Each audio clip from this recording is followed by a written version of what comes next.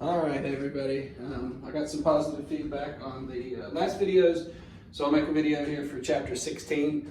Depending on how long it gets, I might try to get it all in one shot. Chapter 16 is the mortgages chapter. They go through and kind of show you two ways to do it to calculate the payment on a mortgage. The second way it shows you the formula and how to put it in a financial calculator. If you want to do it that way, that's fine. Just realize your numbers are going to come out a little different. That's okay. But the way I'm going to show you is the way that you can do it kind of with the book's help. You're going to use the table. So I will do example 1 from 16-1, chapter 16, section 1. I'll do example 1. Example 2 is the same problem with the financial calculator. It shows you the steps on the financial calculator. Then I'll skip over to example 3, where it shows you how to calculate the principal, interest, taxes, and insurance, I believe is how they say that. So I'll go over example 3, the total interest paid. I'll go over example 4, example 5, and that gets us through section 1. I'll then go over to section 2, and there are 1 example, 2 examples, and I believe that's it. So I should be able to get all these in at one time. So let's get started. Example 1, section 16-1, mortgage payments. Example 1 reads, Lunell Miller is purchasing a home for $212,000. So that's the purchase price, 212,000. So that's what she is paying for the house. So she agreed to buy the house for $212,000. They approved her loan application, so you need to know this stuff. 30 years, 6%. 30 years, 6%. And if there's a down payment, we need to know that as well. If Lunell agrees to pay 20% of the purchase price as a down payment, calculate her monthly payment. So the first thing you need to do is find how much the down payment is, because they only tell you it's 20%. So it's 212,000 times 0.20, or just 0.2, because 20% changed to a decimal is 0.2, and that should give you 42,400. I think that's what it says. This is your down payment. And once you make the down payment, you don't actually finance that amount. So though the house costs this much, you put this much money down, so you're actually financing less, or the amount of the mortgage is less. So to figure out how much the mortgage is, you're going to take $212,000 and subtract out the 42,400. And that should give you 169,600. 169,600. This is what the book calls the amount financed. It's also the amount of the mortgage, because that's what your mortgage is based on, how much you owe once you start paying. So now that you know the amount of the finance or the mortgage amount, here's just where you got to remember. Once you know this amount, to follow the book's instructions for example 1, you take this number and you divide it by 1,000. So 169.6 divided by 1,000 is 169.6. That's that answer. Once you have, and what they call this is $1,000 units. So they call this in the book, you'll see in the example, $1,000 units. Once you have the $1,000 units, you then use the table 16-1 at the top of the page, this table right here. And then based on the number of years and the percent, we're going to multiply this 169.6 times something off the table. So if I go down on the left-hand side to years financed, I find 30. I go over across the table until I find 6%, and I find the number 6.00. 169.6 times 6.00 gives us the monthly payment of $1,017.60. Monthly mortgage. It's your monthly mortgage payment, $10,760, based on 30 years at 6% when you financed $169,600. When you turn the page, example 2 gives you the formula for calculating this out exactly without using a table. In the assignment at the end of the chapter, it actually gives you the option to either enter it into a calculator or do it this way. I think this way is pretty easy, and again, you don't have to have a fancy dancy calculator to do it. So example 2 goes through the exact same problem, but enters it into a calculator. You're not expected to be able to do that math. It's pretty algebraic, if you will. When they do it in the calculator for example 2 with the exact same information, they come up with a monthly payment of $1,016.84.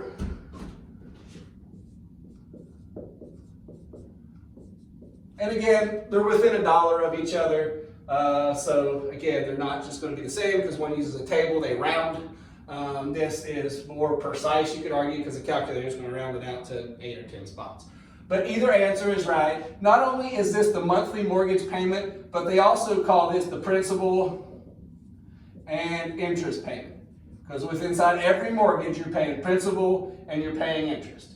Principal and interest payment. Either of those two would be correct for this scenario. This answer, you're using the calculator, and they actually show you the steps on how to enter it into a calculator if you have a certain type of calculator. This answer is if you use the book with the table that is on the same page of example 1. So that's the first part of chapter 16. The second part of this chapter says find the total interest on a mortgage and the PITI. So the PITI is the monthly principal and interest, the monthly taxes, and the monthly insurance. So it's kind of putting everything together. Example 3 on the top, or in this section. Calculate the interest to be paid on a fixed rate loan of the same $169,600 for 30 years at 6% using the payment amount found in example 1. So it's asking us interest paid. To figure out the total amount of interest paid, you need to take the monthly payment, the $10,760, multiply it by 12 months in a year, multiply it by however many years the loan is, 30 years, and that gives us apparently $366,336.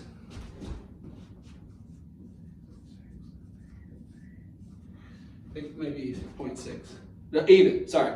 And once you have that answer, you would then subtract out the amount that was financed, $169,600. And this gives you your interest paid. $336,336 minus $169,600 gives you an answer of apparently $196,736, I think. Might have read that wrong. $196,736. So yes, this is right. Over a 30-year loan at 6%, you pay more in interest than you did actually for the mortgage itself, right? The mortgage is this, the interest paid is this. The total that you paid for that damn house is $366,336 plus actually the $42,400 down payment. And this is how mortgages work, and that's why banks are rich, right? So if you want to know what goes into your mortgage and how they come up with the payment and how much interest is paid and how much money the bank makes on a house that has a 30-year mortgage, there you go. Example 4 says find the PITI payment for Lunell Miller's loan in example 1 if her annual taxes equal $1,985 and her insurance equals apparently $960. I wish that was my insurance. Mine's actually a little more. So to find the monthly payment of everything all in, we have to figure out what these yearly amounts are per month. So we divide this by 12, divide this by 12. 1985 divided by 12 is 165.42, rounded to the nearest penny. And then the insurance for 12 per month, 1985 960 divided by 12 is 80 bucks. Now the book calls this your total principal, interest, taxes, and insurance payment. PITI is where they get that from. So to get your total monthly payment, you take this plus this plus this. So the 1017.60 plus the 165.42 plus 80. That gives you your total PITI payment, $1263.02.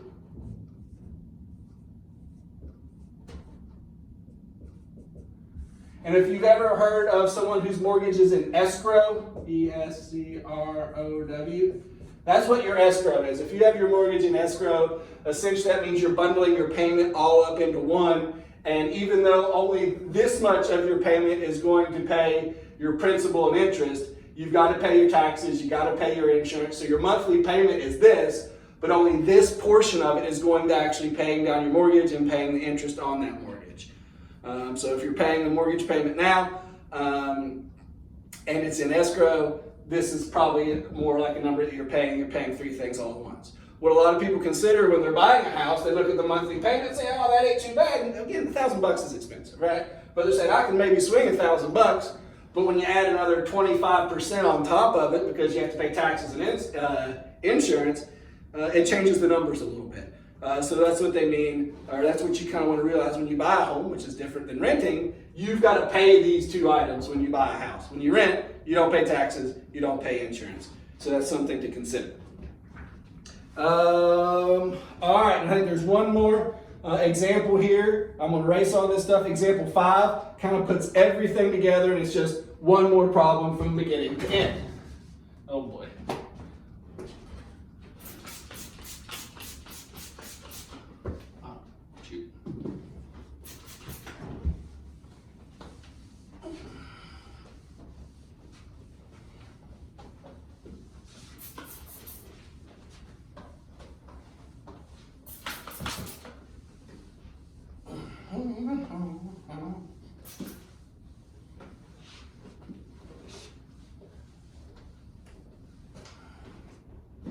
So this is example 5 at the very end of this first section of chapter 16. I don't know how to say the name. QUAWAU is trying to determine, okay, never mind, it's the difference between two mortgages. So you need to find the difference essentially. So it's two problems in one is what I should say. QUAWAU, which is the person's name, is trying to determine whether to accept a 25-year 6.5% mortgage or a 20-year 6% mortgage on a house that they are trying to buy. He needs to finance $125,700 and has a planned budget $1,000 for his payment for principal and interest. Which mortgage should he choose? Well, to figure that out, we'll figure out the payment for each one and see which one fits into his budget. If one's too much, we can't use that one. If they both fit into the budget, you're better off choosing the shorter loan with the lower interest because you're going to pay less taxes. Oh, I'm sorry, you're going to pay less interest, I should say. So one option is 25 years, 6.5%.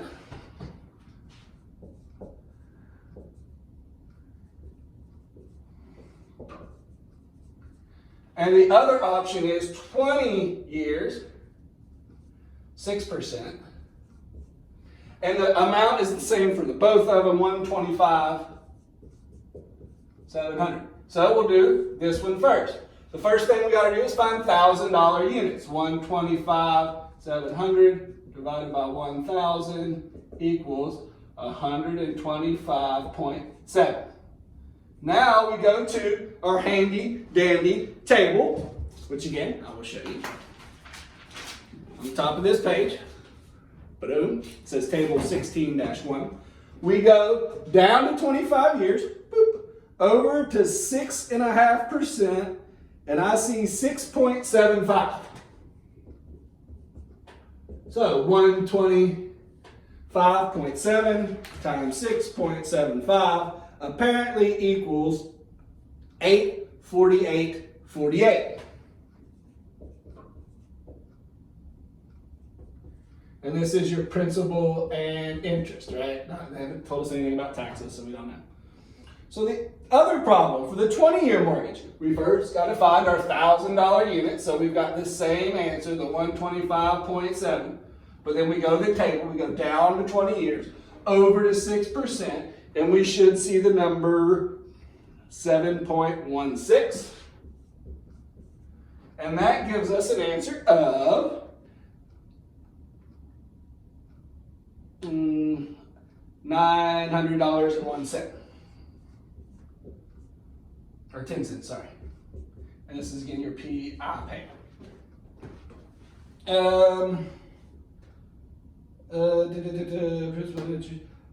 They then also want you to figure out what's the difference in interest that is paid over the life of these loans, so you can figure out which one costs you more. You see the difference, of course. It's roughly $52 a month or whatever it is. But $52 a month over 25 years adds up to a lot. For this top mortgage, the total cost, or your all-in, or how much you pay all together, you take the 848.48 times 12 months in a year times 25 years, and that equals the amount you pay over the life of this loan, $254,544.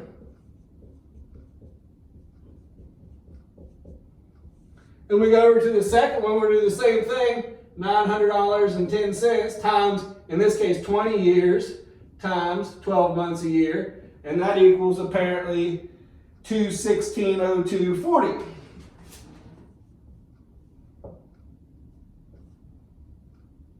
$216.00240. And this is the total you pay here. This is the total you pay here. If you can swing it, if you have $1,000 a month budget, and you can pay this $900 a month, which based on what they told us you can, well, you'd want to choose this loan, the 20 years at 6%, because you're paying roughly, whatever that is, $37,000 less, $38,541.60 less interest in this situation. So if you can swing that, you should choose, put a circle or star this one. That's the mortgage that Mr. Wow or Woo, or however you say his name, should ultimately choose. All right, and that is section 16-1 of your current chapter. Section 16-2 talks about amortization schedules and qualifying ratios, is how you say that. They basically have 2 examples, which isn't too bad. With these examples, the first one is amortization. When you want to figure out amortization, there's just one little thing you've got to do that you want to remind yourself is they give you the annual interest rate. You have to turn that annual interest rate into a monthly amount, essentially. And they give you a little process for doing that here. So here's how these problems will read. And once you identify one of these problems, say, okay, they want me to do amortization. And it usually only has you do a couple months, first month, second month. But after you can do 2 months, in theory, you can keep going. You can do 3 months, 4 months, 5 months, all the way to the life of the loan if you choose to do so. Example 1 from section 16-2. Complete the first 2 rows of amortization schedule for Lunel's mortgage of $69,600 at 7% annual interest for 30 years. The monthly payment of interest and principal was found to be, so they already found the payment for us, just like we kind of did here. They found the payment to be $462.84. So we already have the payment. We don't have to do that calculation, but based on the payment, based on the amount of the mortgage, based on the interest rate, based on the years, how do we figure out, how do we do the amortization schedule? And to do the amortization schedule, you basically have to take that payment, the $462.84, and find out how much of it is principal and how much of it is interest. okay? So principal and interest, okay? So we're taking this PI number and breaking it down to how much is principal, how much is interest. Once we know how much is principal and how much is interest, we can then know how much each month we are reducing our total mortgage by, and eventually, at the end of the mortgage, at the end of your 30th year, on the 12th month of that 30th year, your mortgage balance is zero and you don't have to pay it anymore. All right, so here we go. The interest portion, so the first thing you got to find is the interest portion of the monthly payment. So, oh well, that's not going to work. Hold on.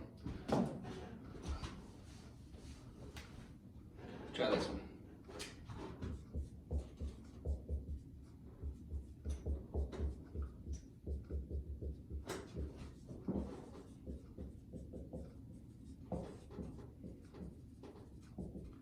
To get the interest portion of your monthly payment, you take the original amount of the mortgage, in this case $69,600, and you take the amount of the mortgage and you multiply it by the monthly rate. Well, it gave us the yearly rate as 7% ANNUAL. So 7% is the annual rate. To get the monthly rate, we're going to take that annual amount and divide it by 12. So in this case, we're going to multiply 69.6 times the annual percentage rate, 0.07, over 12. And again, that looks maybe a little tough, but the easiest way to do that in your calculator for me, 69.6 times 0.07 divided by 12. Just do it one right after the other, and you'll come up with the right answer. Or you could work it backwards, 0.07 divided by 12 times 69.6. Either way, that's going to give you the interest portion of your monthly payment, which would be $406. That is the interest portion of your first payment. Once you know the interest portion of your monthly payment, you can find the principal portion.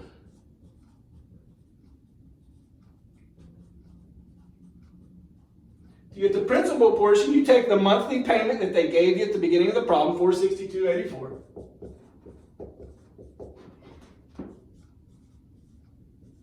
And minus 406, and that gives you your principal portion of apparently 5684. 5684. So what that means is your mortgage started out at $69,600. You made a $462.84 payment. Of that payment, only $56 goes to reducing this number. $406 is interest that basically goes to the bank, right? Once you're to this point, we want to find the end of month principal. So I'll shorten that up. EOM principal.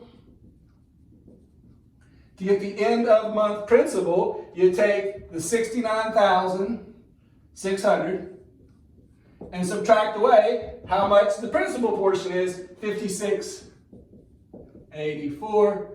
And that gives you apparently $69,543.16. $69,543. Okay, so this is end of month one, right? So we've done the first month of a 30-year mortgage, I believe, if I'm not mistaken. Does it tell us how many years it is? It even tells. Yeah, 30 years mortgage. And now we've done the first month, we can do month two. Now to do month two, we don't start with this number to find our interest portion of the first monthly payment. Now we want to find the interest portion of the second payment. And to do that, you start with this number, not this number. So I take the 69, or your end of month one, 543.16, multiply that by the same 0.07 over 12, and apparently that gives you 405.67. So again, your interest portion of monthly payment two, number 2 month, equals 405.67.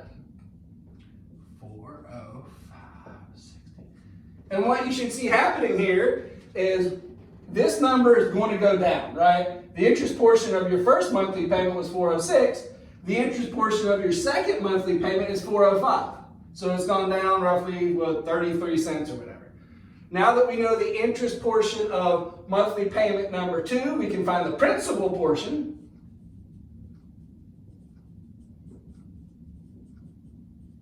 Which you take the same monthly payment, the $462.84, and now subtract this, $405.67, and that gives you, whatever the hell gives you,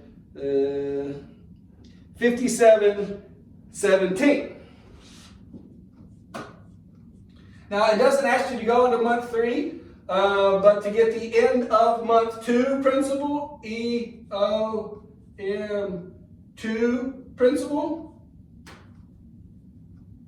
which is where they basically want you to stop, you take this number, the 69,543.16, 69,543.16, and subtract 57.17, and that gives us apparently 69,485.99.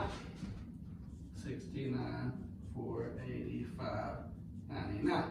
Now, if we wanted to do the third month, we'd come up here and do EOM for month 3, and we'd start with this number. And I'll just do the first step. Interest portion of the payment would be this number down here, 69,485.99. 69,485 times 0.07 over 12, whatever that gives us, and that would give us the same thing here for number 3. And it's going to go down a little bit more. I guess I'll do it for you real quick just so you can see 3 months done, even though the book only has you do 12. I'm going to have you do 2.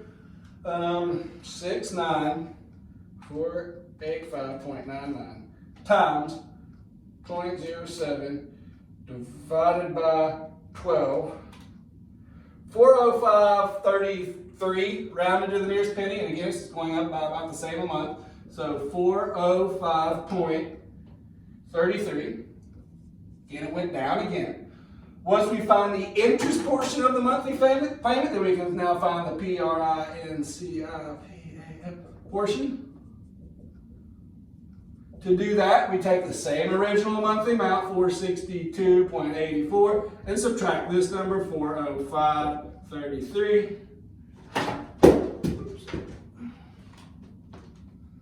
462.84 minus 405.33 equals 57.51, which is still going up, which is good. The principal is going to go up. The interest is going to go down.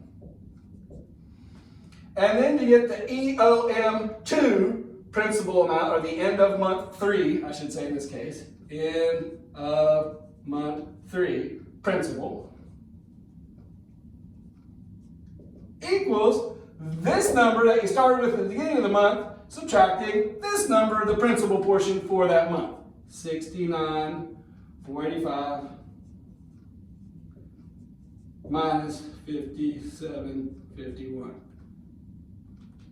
69,485.99 minus 57.51. End of month 3 principal, which you would start month 4 with, would be 69,428.48. And you carry that up to month 4, and you do that for roughly 360 months. At the end of that 360th month, your mortgage is paid off. You're done. Of course, this is the longhand way of doing it. You don't have to do this on your own. Your mortgage company will tell you this, or a bank will actually kind of give you a chart, or you can even put this into a spreadsheet, which would do it for you. But here's how it's calculated. It kind of makes sense for you to know, I would think, the amortization on a mortgage. The last thing they give you is the qualifying ratios. These are all just division problems, and they're basically tests that the bank would put on you to see, or on your financial situation to see if you should get a loan, see how much of a risk you are. Loan to value ratio, housing ratio, and then debt to income ratio. And then basically is what you would do is just the division problem, right? The loan to value ratio is the amount mortgage divided by the appraised property value. The housing ratio is the total mortgage payment, the PITI, so with the interest and taxes and everything included, divided by your gross monthly income. And the debt to income ratio is your total fixed monthly expenses divided by gross monthly income. The higher these are, the worse off you're going to be in, right? So if your, for example, housing ratio is too high, like you have like a 70-80% housing ratio, that means it's going to be harder for you to make your payment because your mortgage payment, your PITI payment is taking up most of your income and you don't have money for other things. Or it's going to be making it harder for you to make that payment. I'm not as worried about the qualifying ratios. I think you all can probably do those. The harder part in this chapter is figuring out this process and being able to carry it out at least to 3 months, I think they had you do in the chapter, if I'm not mistaken. Hopefully this helps. If you have any questions or concerns, just kind of let me know. If there's a specific problem you need me to work out for you, I'm happy to do that. Just tell me the page number and what problem it is, and I'll send you an email first, maybe trying to tell you how to do it. And if that doesn't work, I'll make a video on that problem as well. But this, for now, is the Chapter 16 Mortgages video. If you need more help, please let me know. If you have any questions, please let me know. Again, I had some positive feedback, so if you all like these, if you think they help, just shoot me an email saying, hey, it helped, learned a little bit, or it made it easier on me if it did. If it doesn't help you, that's fine. As long as it helps one of you, it's a better thing. So thanks. I'll see you guys next time. Bye.